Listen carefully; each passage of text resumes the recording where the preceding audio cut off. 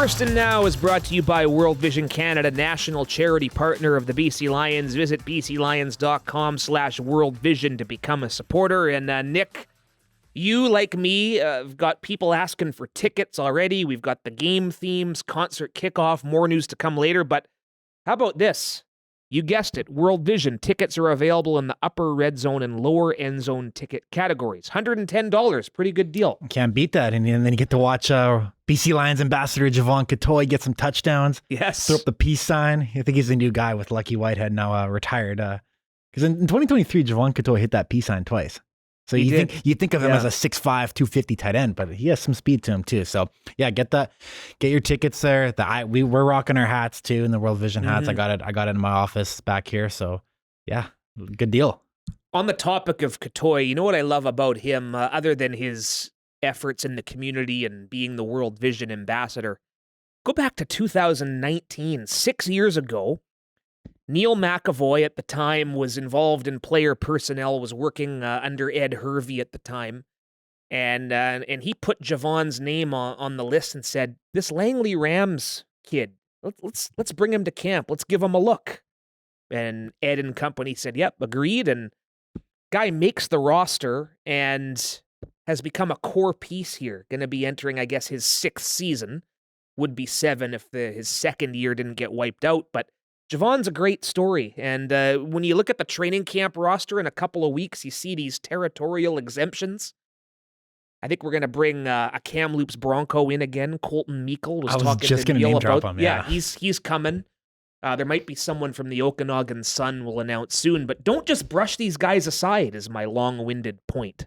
Well, Colton Meikle last year in training camp, he kind of had that same build. Like he's a big dude. He's young, but I think he's 6'4", 214 listed on the Kamloops Broncos Football Canada site. But yeah, he's a big dude. He's a baller too. So a lot of talent out here in BC. Has all those physical attributes, all the measurables, as they say. So it's coming. We're some big news here. We're every week again. Next week we'll talk defense, like we did our last episode with the offense. Special teams is our theme today. We'll hear from special teams coordinator Cory McDiarmid coming up here. We're introducing a new segment with BCLC, another fine BC Lions partner. More on that a bit later on. But we're roaring as one. We unveiled these game themes last week. Awesome event down at Goodco on Granville. Some great sponsors, great media partners. Roar as one is our slogan. Nick, tell us about it. Yeah, the actual criteria for Roar as one is it's a refreshed brand, right? So the past couple of years it was Roar like never before, but we're roaring as one now, one province, one BC, all of that. So it's based on a storied history. The new vision embraces the bold aesthetic and the working class roots. And as you're starting to see the rollout of our marketing day shoot from earlier this month, you'll notice you kind of have that little grit toward the feel of it, right? It's that unfinished business kind of. We use the kind of a darker backdrop. We even use like a spotlight for lighting too. But really like the slogan "Roar is one." We'll be rolling with this for the foreseeable future to come, and it's exciting stuff as the game themes also launch too. Refreshed brand, a refreshed era, new head coach, new general manager, a host of new players, which we'll get to know coming up here in Kamloops in a couple of weeks. It's exciting times, and on the subject of game themes, we'll just go quickly in order here before we get into the special teams talk and the actual football talk. Head to bclions.com. Single game tickets will be available on May 1st. Pre-sales ongoing as we speak for media partners and VIPs. Lower Bowl pretty much sold out, Nikki, for concert kickoff on June the 7th. But before concert kickoff, we're swimming back to Vancouver Island. It'll be a longer swim from Kamloops, but a bit better of an upper body workout. Lions in Langford. We'll get the first look at the team. Likely a younger Lions roster making the trip here, as is normally the case for the first preseason game. But nonetheless, it's an actual game barely a week into training camp at Starlight Stadium. Love the venue. Yeah, some hurdles with that, getting the offense in particular, all down and ready to put on a game there. But the theme's right in the name, right? Just back to the island. It was so great last year getting out there for Touchdown Pacific, and looking forward to, getting back down there. May 19th, Victoria Day holiday. Love that. 1 o'clock in the afternoon. Yeah, early start. Be back in Kamloops for a nightcap Coors Light or Molson pint, perhaps up at the local. You never know. That was Liam and I did that last year. We got back from Calgary and we went up to local and ran into some crazy Lions fans. It was fun. That's the beauty of the afternoon preseason. You get home for dinner. Love it. And then we have 2 more weeks of camp after that. Great times. All right, we mentioned it. June 7th, concert kickoff. For the first time, since the 50s, slated to be an all-Canadian starting quarterback matchup. Nathan Rourke, Trey Ford, Edmonton Elks, it seemed, turned over the entire roster. So they should be an intriguing factor in this West Division. But concert kickoff, we had One Republic, LL Cool J, 50 Cent. Don't have an artist yet, but that's coming before long. This has turned into a great event on the summer social calendar, and we'll have extended backyard tailgate parties. Going to be a fun time. Yeah, really become a staple of the BC Lions, right? And the CFL in general. It's kind of the marquee event to open up the season. And myself, like many others, I think we're patiently awaiting the concert and kickoff announcement and who it's going to be, and building up that hype, and be exciting when we release that.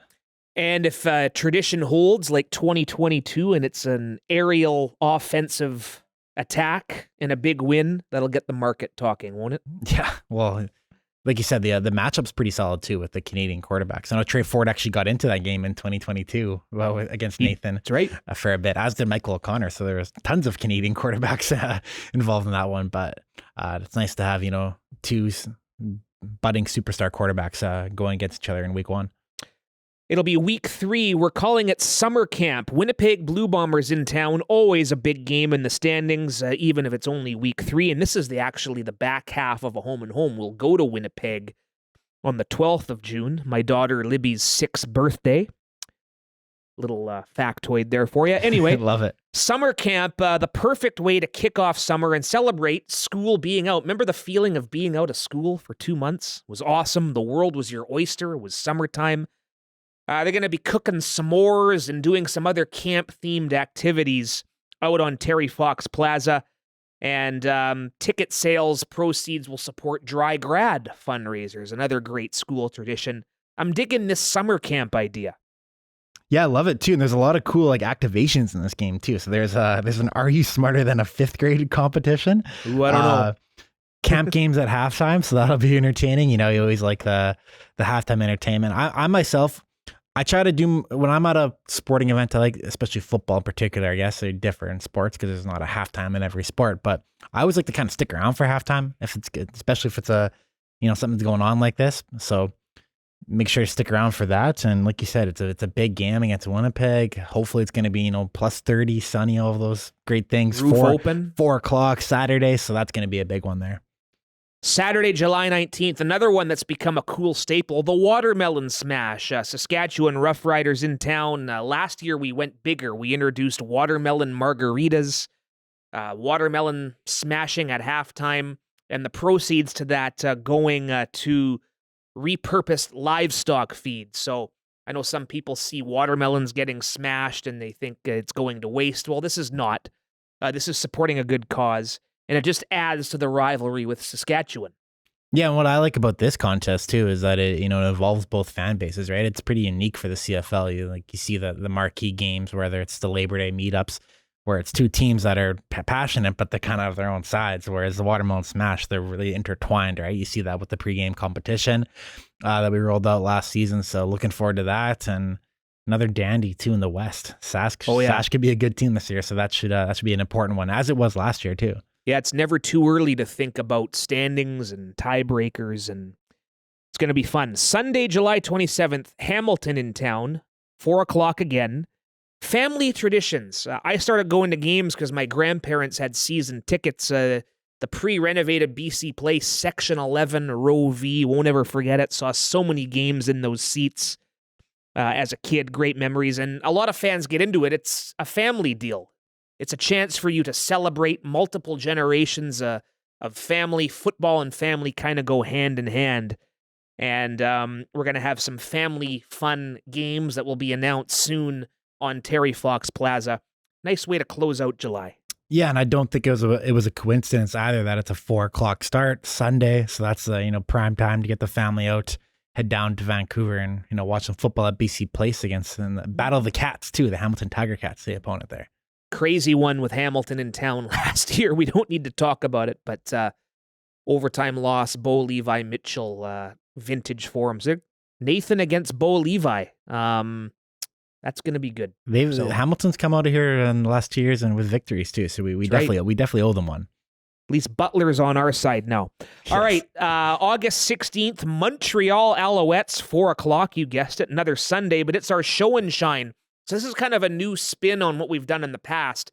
The Driven Project will be activating, of course, a great cause, allowing terminally sick kids to get a ride in the game in a luxury car. And we're going to roll out classic cars that's it, showing your car collection. So if you got a vintage car, let us know. And a giveaway. First 7,500 fans through the gates receive a custom die-cast BC Lions car collectible. We can explain it. It's not an actual car. Yeah. It's like a little figure of a car. It's very cool, though. Little Hot Wheel kind of thing, right? Yeah. So, yeah, not 7,500 cars, but 7,500 die-cast metal collectible cars. So that's a replicas. But that should be a cool one, too. The Driven Project's always a big deal. And I know Amar Doman is very passionate about that, too. He's very involved. So it's always great to see Amar out in the Terry Fox Plaza. And I'm sure you'll be able to see him there when we take on the Montreal Alouettes. I think I'm going to be driving to that one in a Ferrari. You're going to pull up, yeah. Yeah, I've called dibs on the Ferrari, the yellow one. So we shall see. All right, and with that, summer comes to an end. Friday, September 12th, Campus Clash. We're kicking off the school year in style. It's a high-energy night that celebrates post-secondary students and college football traditions. We're encouraging students to wear their team colors. There's going to be competitions in the game activations. And to cap it off, someone will have the chance to win their tuition.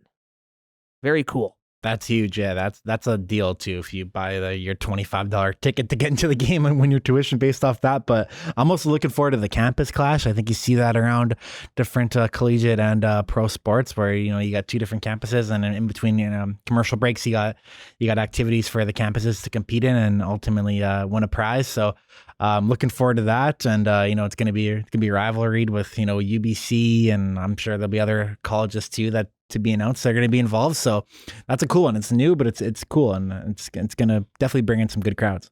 Rick Campbell's returned to BC Place as well, special teams coordinator with Ottawa, and we last saw Ottawa Touchdown Pacific in Victoria.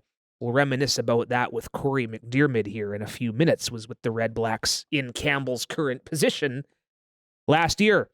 A very important one and a special one. We love honoring Truth and Reconciliation. Orange Shirt Day game, September 26th. The Toronto Argonauts, defending Grey Cup champions in town.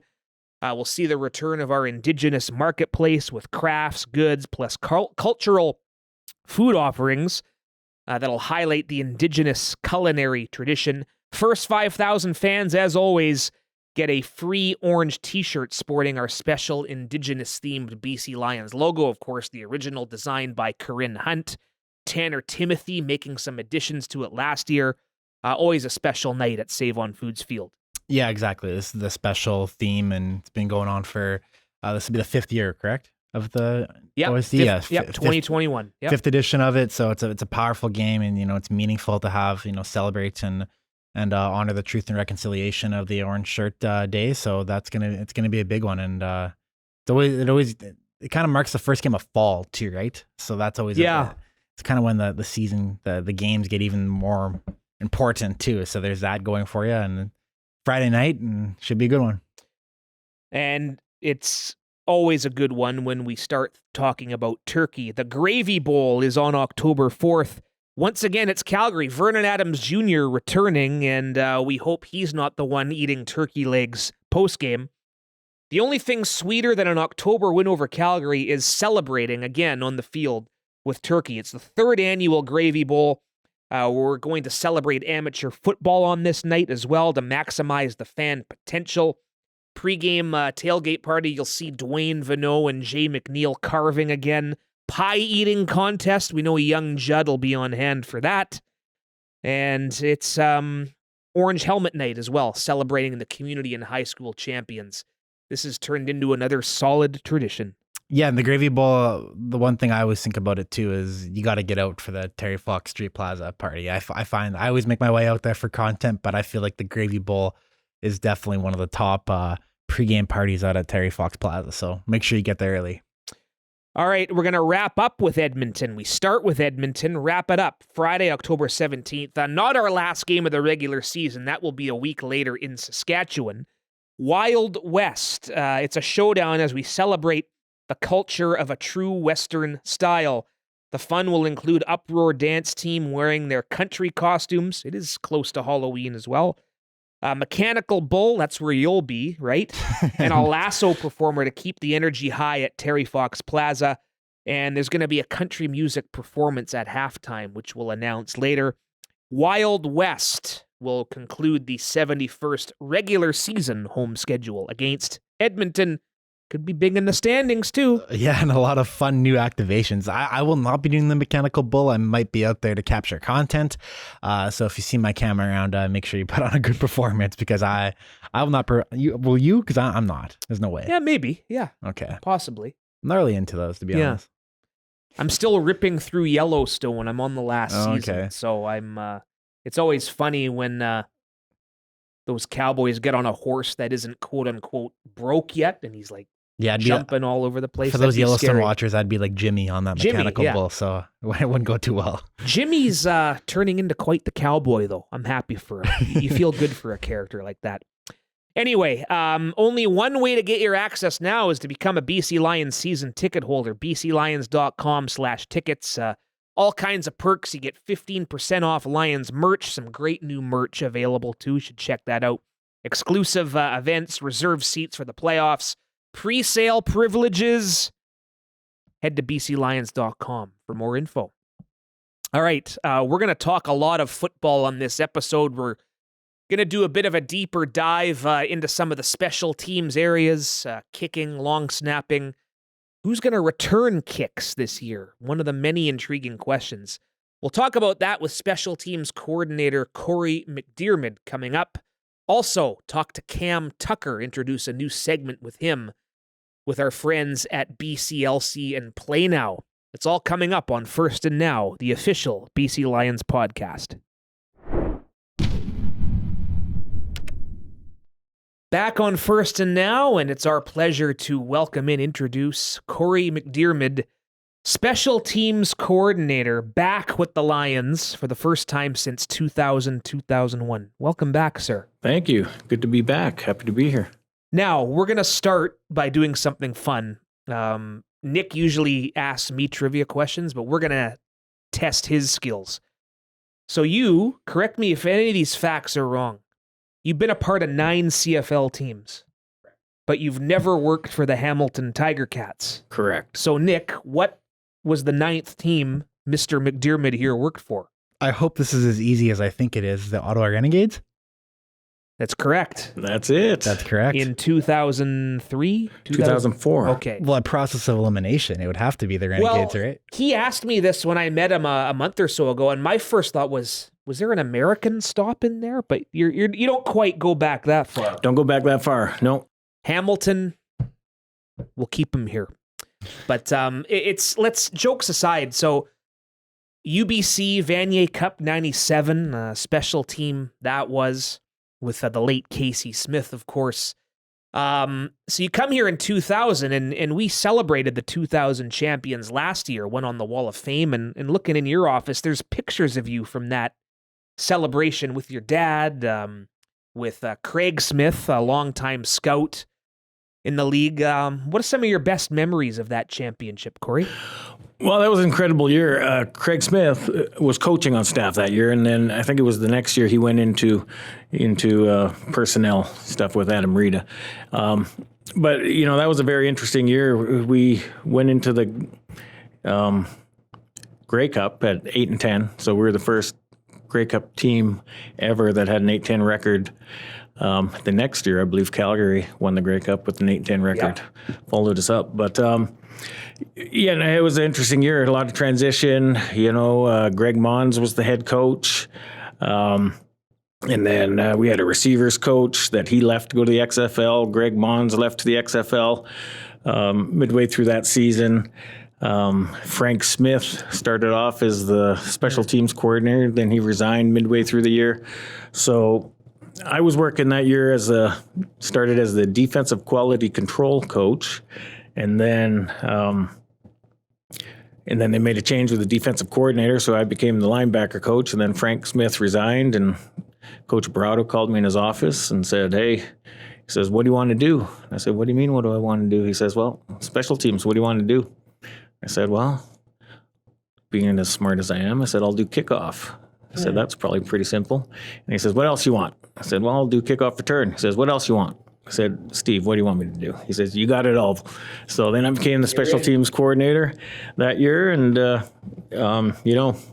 it was a bit of a trying time, but the team stuck together. Damon Allen got hot, and we went in, kind of as the underdogs. Nobody saw us coming. We beat Edmonton, we beat Calgary, and then we stayed in Calgary because that's where the Grey Cup was. Took over the locker room and then played Montreal. And they were a great team that year, and we took them.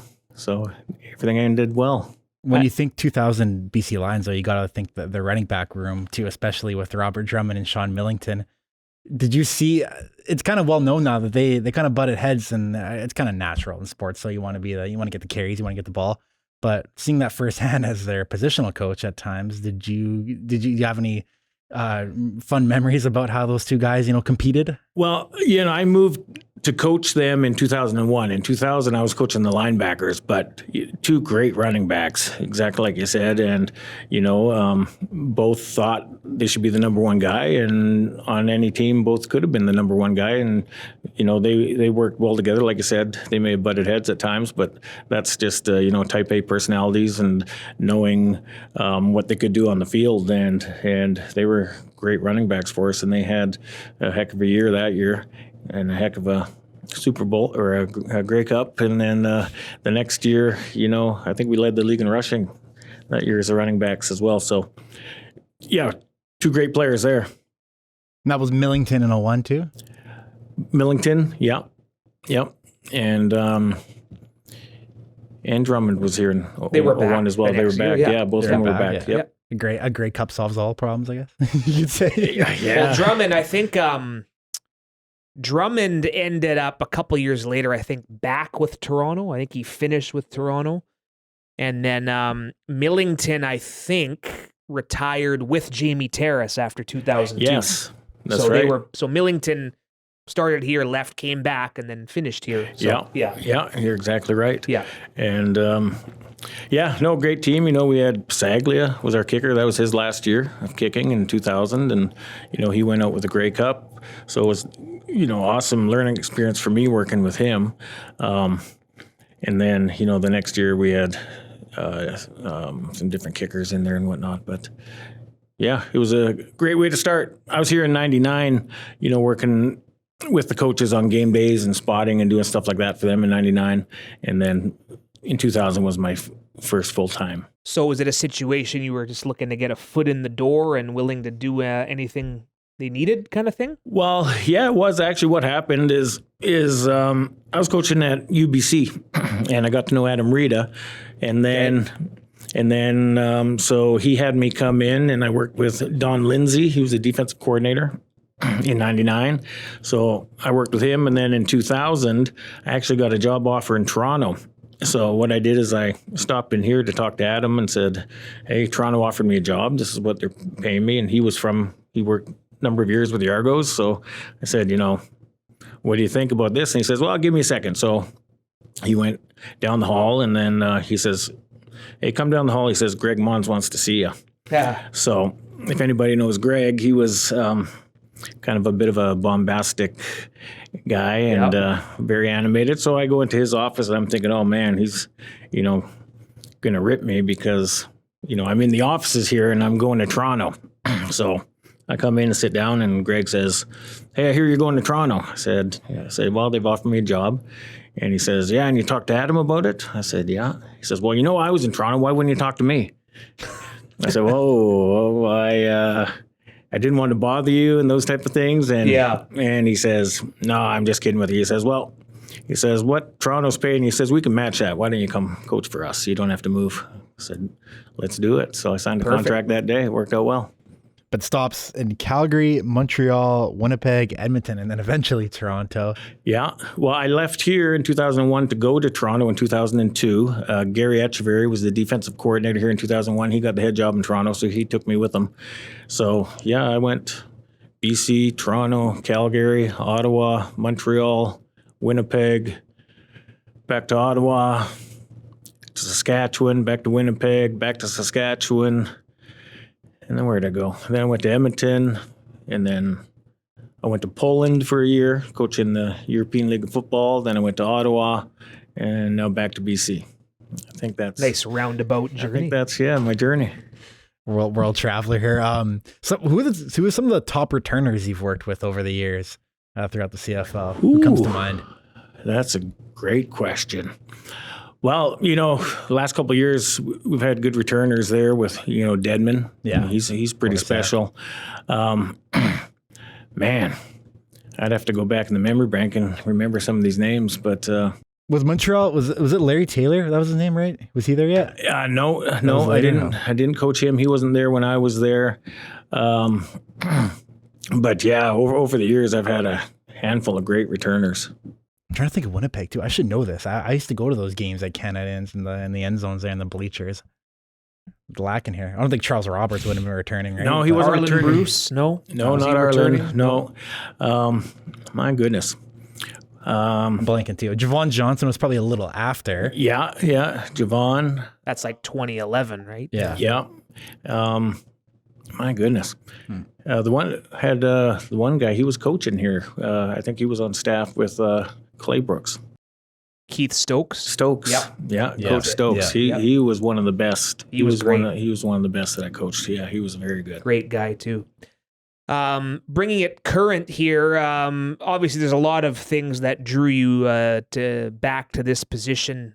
You're born in Nanaimo, spent your youth in Western Canada, Alberta, I think, Red Deer. Yep. What excites you most about this current group you'll be with? Well, what got me here, obviously, is I'm from here. I still have family here. So I was, very excited to get back to BC. But really working with Buck and I, we worked together in 2014 in Winnipeg. That was his first year of coaching, and we got along well, and I think he's a heck of a coach. And then when he got the opportunity here, he reached out to me, and it was really a no-brainer to come work here for Buck. Charbonneau, our O-line coach, we've worked together in a couple of different places, and Buck's put together a great staff here. Benny, I've worked with him in a couple of different places. So I was very intrigued by the staff he put together. Some great coaches, and then to get back home and work with the players here, I was looking forward to it. We talked about Louis Pasaglia a few minutes ago. Sean White, I think, is going for his record. He's going to play until 50 just to get past Louis' age of 46, and I would not put that past Whitey at all. Working with him, how exciting is that? Well, very exciting. I coached Whitey in Edmonton for 3 seasons, so Yeah. I was a special teams coordinator there, and Whitey was our kicker. I think the world of him. I remember talking to him in Edmonton back in 2016, and he was saying, I'd like to kick for a few more years. And I told him then, I said, shoot, I've coached a number of kickers. Louis, who played 25 years. 24, 25. In Winnipeg, I coached Westwood, I coached Prefontaine, I coached Damon Duvall in Montreal, Mark McLaughlin in Calgary. These guys have all played 20-some years plus. And, I told Whitey back then, I said, man, you just keep doing what you're doing. I said, you can play, until you're Pasaglia's age, and that was back then. And, that's almost darn near 10 years ago now. And he's still going strong. And, as long as he wants to keep playing, he works out hard. He does all the right things. And, he's definitely more than able to do it. It's kind of a big absence, though, for in the special teams room and with Stephen Flintoff leaving, and that was a guy that Sean White has been on record saying he was his most trusted holder. Yeah. So that's something. Do you have an idea of how that's going to shake up this season, or is that something you guys are going to see in training camp and see how that shakes out? Yeah, we have some ideas. We're working through some things. Obviously, we'll go through the training camp and try some different guys out there that have held before. But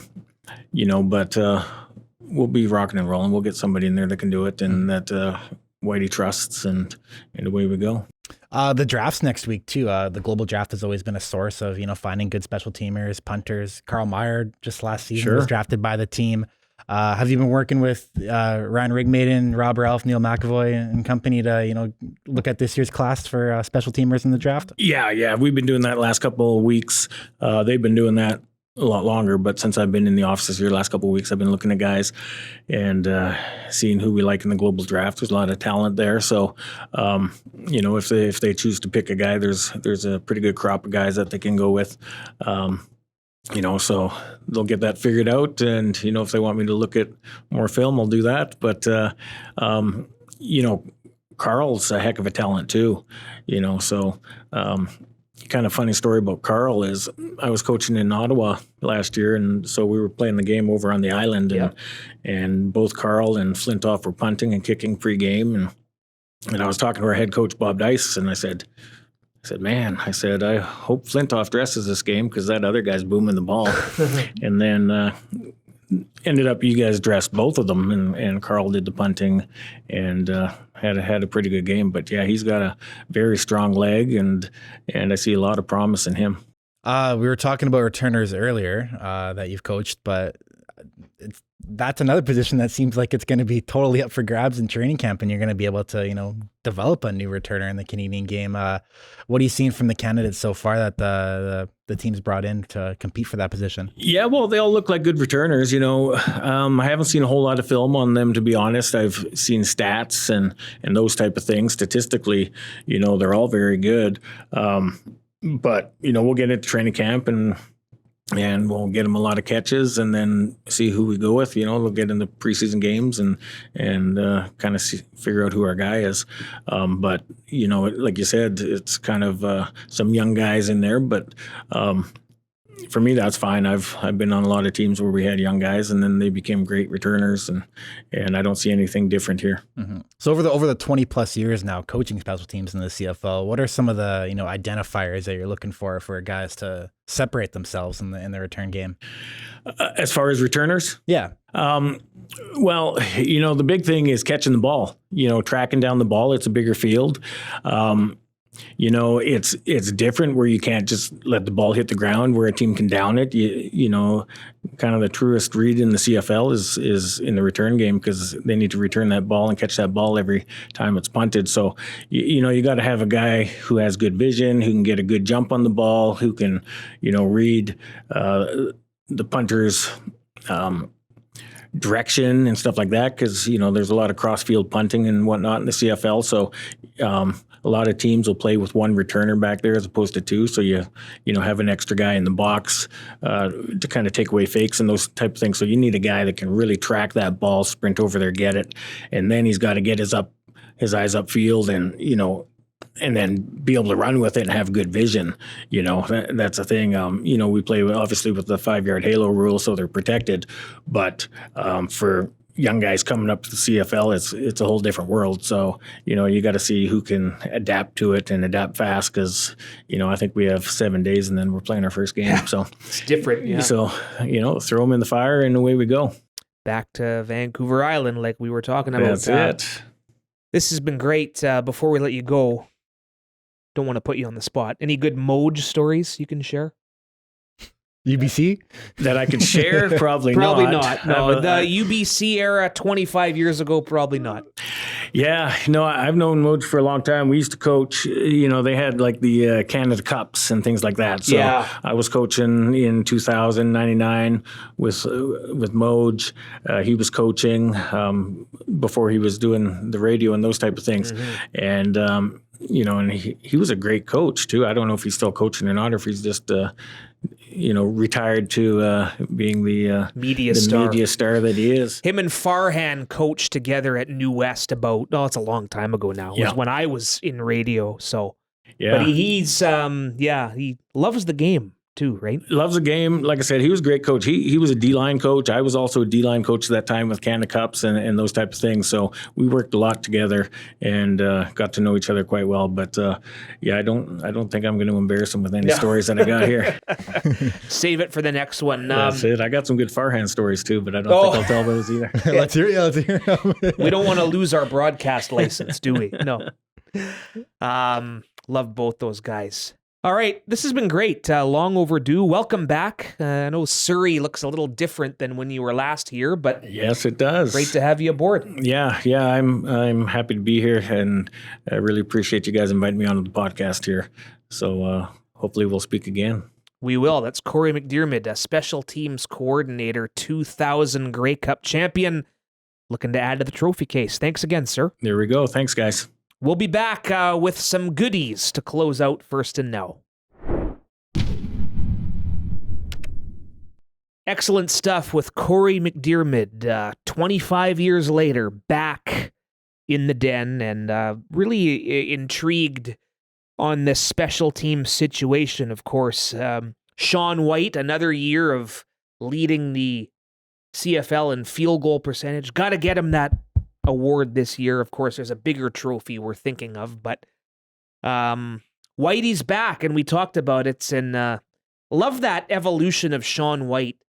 Comes back here in 2022, and he made it clear then, this isn't a 1 year and done thing. I'm in this for the long haul, and the Lions are in good hands here with Shaun.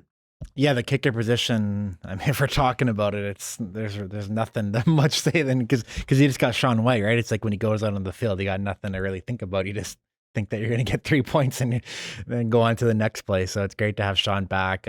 He's someone that we've been working quite closely with too, obviously with Arrow up home turf last year. So he's not a native of White Rock anymore, but he's Langley's owned. Yeah. Shaun White for doing what the elder millennials in this area do. They keep moving east.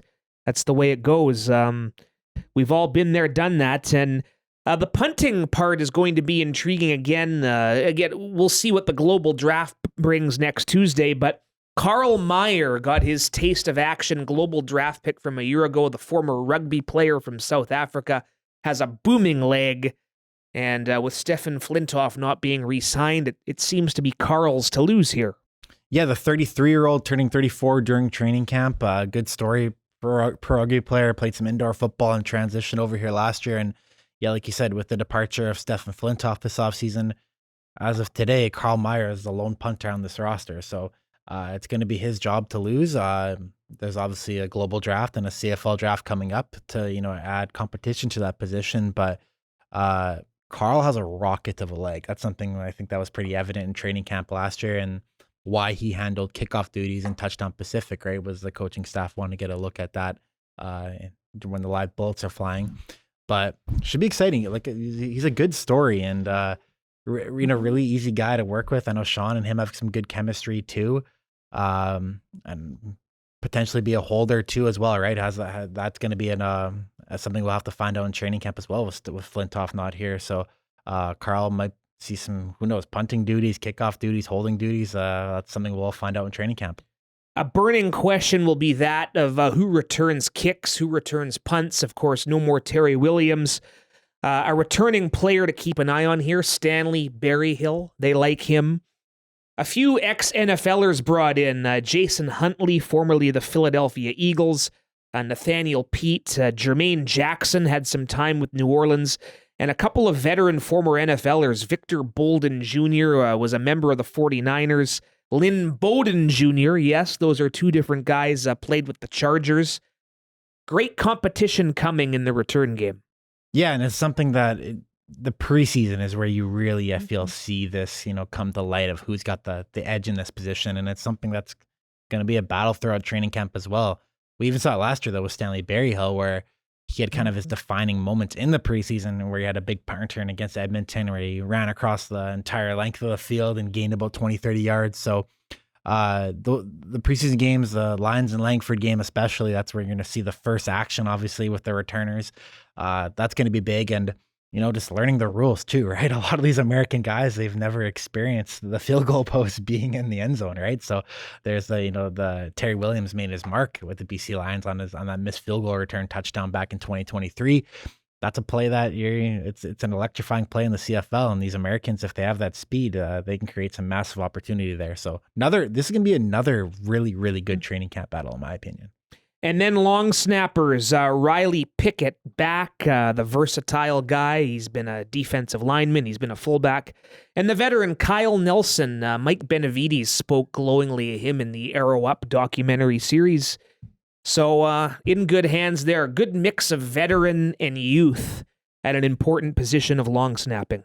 Yeah, and that's another battle where Kyle Nelson and Riley Pickett had it going on in training camp last year, and ultimately it was Kyle doing the long snapping and Riley doing the short snapping, right, which is the field goal snapping. So something that you got to keep your eye on in training camp too to see how this all shakes out.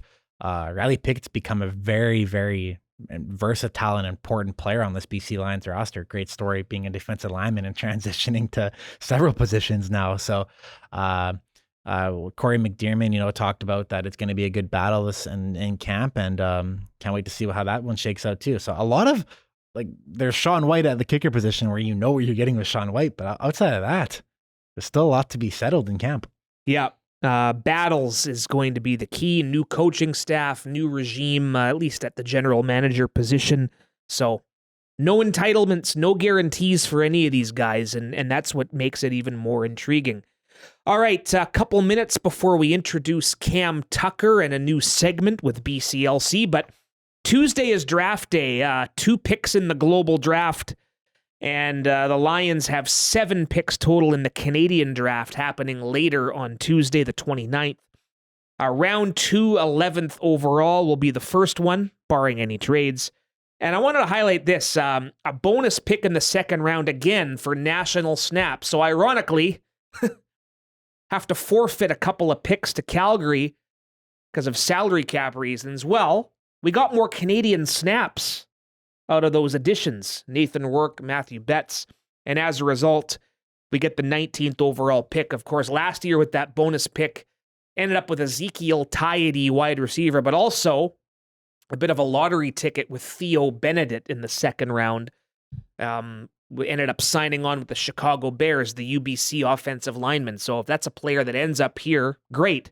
But always fun to see what type of Canadian talent gets added. Yeah, and I was going to add to the double irony of getting that national snaps pick is you bring in Nathan Rourke and Matthew Betts to perceivably go over the salary cap to those extents, but you get the draft pick right back. So there's always a plan, right? And while it's unfortunate to have to forfeit draft picks, you also gain one too, right? And gain the players of Nathan Rourke and Matthew Betts as who signed contract extensions since. So it's always draft day is always fun. See what this team can do and see where we're going to add at various positions here. And looking forward to with the new regime. Ryan Rigbaden and Rob Ralph's going to be here. Neil McAvoy always involved too, and head coach Buck Pierce. See what they decide on draft day. Some key training camp dates, and yeah, we'll chronicle that. We'll have the behind the scenes. We'll do some stuff with Rob Ralph, assistant GM in charge of the Canadian scouting. So exciting times. Wednesday, May 7th, first-year Lions and all quarterbacks report to Kamloops. Veterans on the field, full go Sunday the 11th. We talked about Monday, May 19th, preseason 1 in Langford against Calgary. FanFest is back, presented by BCLC once again. Saturday, May 24th, open practice, games for the kids, 2:30 on the 24th. And the final practice in Kamloops goes Wednesday, the 28th at Hillside, preseason 2 in Edmonton, Saturday, May 31st. All right, time for the big finish. It's inside the 3-minute warning. We're down by 4. We need Nathan Rourke to engineer a touchdown drive, so we're in, well, not quite hurry-up offense mode. The clock stops inside of 3 minutes. Nathan Rourke, that's tons of time. Yeah, he's going to score quickly, and then the defense Glenn Young's linebackers going to shut it down and win the game. But anyway, we're looking for a big finish. Go for it or punt to come. They not like us. Couple of great interviews today. And again, we're back next week to talk more defense. Speaking of Glenn Young and the linebackers. More on that next week, but we have a draft-themed trivia for me, Nick. Is that correct? Yeah, because next week our full roster will be built out, right? The draft will be done, and this week's trivia is going to be CFL Draft related. So that draft is coming up on Tuesday, April 29th, and I want to see how well you know the Lions Canadians who were drafted into the CFL. So how I'm going to play this out is I'm kind of going to give you a draft card. So I'm going to give you the player's position, their draft year, and their draft position, and I'll give you their school too. So I'll start off on the easier side here. Okay. So I got to name the player. Yeah, this is the player. So these are the clues I'm going to give you. This is a linebacker from 2021, selected round 3, 22nd overall from UBC. Ben Hladek. That's an easy one, right? How about this one? Offensive lineman, 2021, round 6, 51 overall from Calgary. Tyler Packer. I think you're going to nail these. I'm going to skip Nathan Rourke because you're just going to get that off the hop. Ohio, round 2, 15th overall, 2020 when we were doing everything remotely. Yeah, you know these by heart. Okay, let's get these a little harder. All right, let's go. All right, so this is a linebacker selected in 2020, round 1, 6th overall. He's on the BC Lions, but he was drafted by the Ottawa Redblacks, and he went to Laval. Is that Adam Auclair? Adam Auclair, nice guess. Free agent. So these are going to be players now who are on the BC Lions. So it's not just Lions. Yeah, okay. But not just Lion draft picks. Yeah. Correct, yeah. How about this one? 2019, round 1, 3rd overall by the Edmonton Elks, a D lineman from Laval. Matthew Betts. Got his picture on my wall. Autographed. All right, let's get a little harder. Linebacker, 2016, round 3, 25 overall by the Edmonton franchise. Adam Konar. Nice get. Okay, you're rolling here. A DB from... Still early to screw it up. A DB from 2021, round 3, 21 overall, drafted by Winnipeg. Patrice Rene. I guess you kind of have a 1 in like 20 chance of getting these right off the hop. I had to think about Patrice there for a second. Okay. Defensive back, Sam linebacker, same diff. Yeah. Could specify it. Wide receiver, 2019, round 1, 6 overall, Arkansas State. Justin McInnis. Drafted by the Saskatchewan Roughriders. I got to stump you here. D lineman, 2021, round 3, 20 overall by Edmonton. D lineman, round 3, 20. Ooh, see? The perfect game's over. The university will give it away. No, hang on. Round 3, 21st? Yeah, this is a CFL Draft Day pick. Yeah. By Edmonton. CFL Draft Day. That's a good hint, I think. Oh, is this Thibaut Debaye? Debaye, yeah. So he's in the global draft, right? Towson would have given it away at the school. Yeah. I I forgot globals are eligible here. Yeah, okay. All right, how about here's what we'll stump you. So you got a perfect record right now, but we're going to go into some alumni. Okay. How's that? So maybe we'll get you a little bit to round this off. How about a fullback from 2018, round 2, 16 overall? David Mackey. Yeah. Okay, it's hard to think of him as an alumni, yes, but yes. Yeah, so we're going to kick that off with David Mackey. How about a D lineman, 2014, round 4, 32 overall? 2014. Round 4, 32 overall. Christian Covington. Incorrect. The school might give it away, but Montreal. Oh, David Menard? Correct. Yeah. All right, I'm going to start listing schools now because I think they're going to get a little harder. 2011, round 1, 6 overall from Harvard. That's Marco Iannuzzi. He didn't need Harvard. 2011 first round pick. Yep. Yeah, you got that in your brain. Yeah. How about a linebacker, 2008, round 3, 2008, sorry? 2008, sorry. I don't know why I said that like that. Yeah. Round 3, 20 overall, linebacker from McMaster. 2008. These are all like notable lines. I'm not going to try and give you some guys that didn't play a snap for the BC Lions. McMaster. Yeah, McMaster is a school. Played for the Lions for his career? Yep. For a long set records, actually, you could say. Oh, wow. Yeah, you got me. Who is it? Jason Araki. Oh, yeah. Sorry, Rack. Yeah. We'll wrap it up with a couple of receivers here. Yeah. 2003, round 1, 6 overall from Utah, receiver. Ooh. Canadian. Not Jason Claremont. Nope.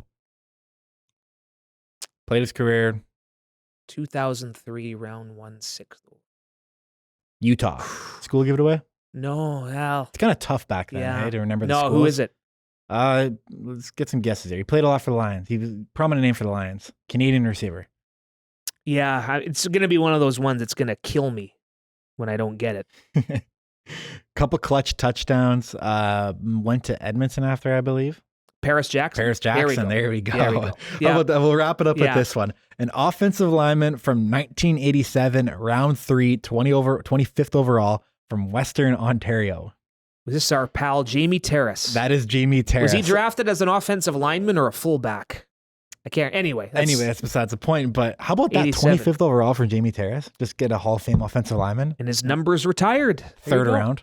That's what we need. We need one of those guys. Need another one of those guys in offensive line that's going to be here for a decade plus. But I love it. That was fun. That's a steal, hey? Though Oh, yeah. 25th. Well, could you argue one of the best draft picks in team history? Like, seriously. I mean, we're talking about 2000 and 94, the ground game. The offensive line's a big part of that, is it not? I would say, Nathan Rourke's getting into that territory. Yeah, too, he right? will. 14 players got drafted before Nathan Rourke. Yep. There you go. There you go. And you know what's funny? I'll never again. We had just shut down. The world had just shut down. We all stayed home. The draft was remote. I had football ops on Zoom. We had our own marketing group on Zoom for graphics, and that was the year Neil McAvoy was texting me the picks once they were about to go. Yep. And it's Nathan Rourke. Okay, interesting. And after a few minutes, I'm like, yeah, okay, I guess Mike Riley's not going to be here for much longer. Didn't think he'd only play one more season with losing 2020, and it worked out pretty good. So there we go. And we're recording this on Thursday, April 24th, which is the NFL draft day, which Curtis Rourke, the younger brother of Nathan, is looking to get drafted by an NFL team today or this weekend. So, probably not today. I don't think he's going to jump to the first round, but he could be a draft pick, and there's Taylor Algersma too. Could be a weekend pick. Yep. It's a great time to be a Canadian quarterback, and hopefully good luck to Curtis today. Good luck to Curtis and the family. TSN did a great sit down with both Rourke brothers. Head to tsn.ca. We both did a hand in helping set that up for Nathan. Open the door for them. There you go. Yeah, quite literally. Let them sit in this exact room. It's the media relations world is big, Nick. I was in Palm Desert, so it's a good thing you were here. All right, go for it or punt. You just did a bit of this. What do you got? Oh yeah, mine is simple. Eating outdoors. I was out in Summerland on the weekend, and on Easter Sunday we had a waffle dinner at this winery in Summerland. Just fantastic. Love Summerland. It's getting to be the weather's hitting the 20s now. You got the sun out. Nothing really beats a nice little meal outdoors. Ventured off to BC a bunch now to explore some patios, and I can't beat it when the weather gets nice. And a quick bonus one too. Yeah, Nathan Betts, the son of Matthew Betts and Camille. They recently, yes. So Matthew Betts is now a father, and congratulations to them. And great name, Nathan Betts. Yeah, I love it. That's that'll be a good caption when they both have a good game. Just go Nathan Betts. Yeah, well, that guy's gonna have a motor on him. If he's anything like his father. Draft pick in 2047, let's say, in the CFL. Why not? Is that when he's eligible? Yeah. Yeah. Quick math in my head. Congratulations to Matthew and Camille on the birth of Nathan. Good job. All right, I'm sticking with food. Lately been getting, those egg bites? Yeah, Tim's has some good ones, yeah. Tim's has some great ones, yes. But been buying some at our Save on Foods, added it to the breakfast routine. Very quick, 80 seconds in the microwave. They fill you up. And we're going to start making our own, I think, soon. So we don't have to buy them. Should get Gammon on the hook to get them in the training camp. Ooh, there we go. Now we're talking. Get Save on Foods to deliver them. You might be onto something. So big go for it for egg bites. Yeah, breakfast gets so repetitive that I find you're always trying to get different options. Like I went to Summerland Sweets over the weekend, so I got a big batch of like apple butter and this like maple honey, and I'm putting it on my English muffins now. It's very good. It's different though, right? Yep.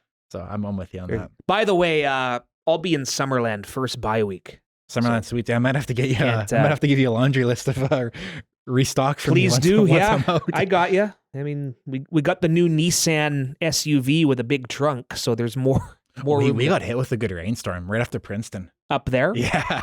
Okay. Not like scary. On the but road. Yeah. Oh, okay. Jeez, yeah. Yeah. I've been in one of the years going up to Kamloops. You get through the summit, and it was just one of those major downpours for a split second with the windshield wipers at full blast. I was blacked out. Like I couldn't see a thing for like 2 seconds. It's like, holy. Like, yeah. But thankfully it cleared quickly. And Yeah, it was Highway 3. It was a white knuckle there. Yeah. So anyway. Hopefully none of that when we travel up to Kamloops. We punt that for sure, but what else are you punting? This is one that's been on my mind for a while, or I notice it, and I always have the same feeling where I get irritated. But people who run or even bike with their dog on a leash. Yeah. It's a pain for me because if they're biking, I'm worried that the leash is going to get caught or when I realized this last, I was backing out of a parking spot and somebody's running on their bike or they're on their bicycle coming down and there's a dog with them and I have to like look out for that. And yeah, and I wonder, I guess the people who do that, I mean, good for them. Like, I guess you're killing two birds with one stone. You're getting your workout in and then you're taking but what is a dog? Is a dog conditioned to think like that? No. Like, oh, we're going to go on this 5K run right now. Yeah, like, a lot of problems can arise from that too, I feel. Just, give the dog a walk and you can fixate on your run or your bike ride by yourself. Mm-hmm. And don't have to worry about you if I'm in a car and I have to be super, super cautious that I'm not going to hit a dog or anything like that because I'm sure a lot of problems can arise from that. Not that anything has happened, but... Oh, I'm with you. Yeah. I'm doubling down on one I did recently as well. The people who take up space on the SkyTrain with bikes and those scooters. I went to our downtown office a couple days recently and encountered that again. It's just, it just makes me want to do something. Anyway, the Toronto Maple Leafs, as we record this, are up 2-0 on the Ottawa Senators. And, not going to name names, but a couple of Leaf fans I know are doing the old, 14 to go, only 14 wins to go. Like the people who count down from 16 after 2 wins in the playoffs. Yeah. You see Canuck fans do this all the time too. It's like people who put the X in their Twitter name when they catch a playoff spot. Or the Y for the division, whatever. Oh, good for you. You can count. All right. Look at me. Anyway. That's it. That's my punt. It's a long journey. You got a long way to go. Well, the Leafs look good. They do look good. Well, I mean, if I'm a Senators fan, I'm feeling a little confident after that game 2 playing better back home. So we'll see. Oilers are in trouble. They got to turn things around. Are the Oilers going to go to Calvin Pickard now, have they said? I know. They got to whip out some instruments in the anthem. I think we're going to a bit of foreshadowing with They Not Like Us, but they got to whip out something. They need a secret weapon. We'll text our friend Jamie Cartmel with the Oilers, see if he has any insight. Got some kazoos going for game 3 or something for the end. Yeah. Harmonicas. They Not Like Us. Speaking of anthems. This is taken by storm. I know. I saw Biz talking about it. He was playing the harmonica last night on the NHL and TNT panel. It was hilarious. A guy, man of many talents. But the LA Kings harmonica anthem is my They Not Like Us. One, because I'm not much of a musician myself. I played a little recorder back in elementary school, but that's as far as cross buns. Yeah, that's as far as I go, though. We actually played guitar in grade 6 one year. It was the most random thing ever. I don't know how much my parents paid for that because I'm sure it was a fortune to get guitar lessons in elementary school. But if anybody hasn't seen this, the LA Kings for game 1 and game 2, they brought out the Koreatown Senior and Community Center harmonica band and to perform the national anthem. And the Kings have just been on a tear outside of that McDavid comeback in game 1. This is their secret weapon, and the guys seem pretty galvanized. I was listening to Adrian Kempe talk about it too, that there were some rumors that they were going to hold out for game 2 because they needed rest. This is a hilarious story. It's the most playoff story there is. So it seems like the LA Kings, they got to ride this harmonica wave, but those senior ladies, they're not. I'm not like them because they're talented. I saw some people complaining about it again, and then I don't get it. It's good for them, and then it's a popular. And they even said back by popular demand. Well, the crowd is buzzing. Yeah, the Kings are putting up their own videos. That's their thing. Yeah. Like it's awesome. But the Oilers got a counter now, right? For game 3. Yeah, they should. Something. Yeah, they need to change the mojo here pretty quick. That bongo. Do you see the bongo guy that did in the National Predators game? And Trevor Zegras said, yeah, that's right. Maybe they got to fly that guy in. Yeah, get some bongos going. I don't know. They need something. Or the recorder, like you said. All right, wrapping it up. They not like us. I commend these fans who sit outside at these playoff viewing parties. We've talked about the Maple Leafs. I'm sure, Edmonton had that for the first 2 games. Moss Pit. The Moss Pit, yeah.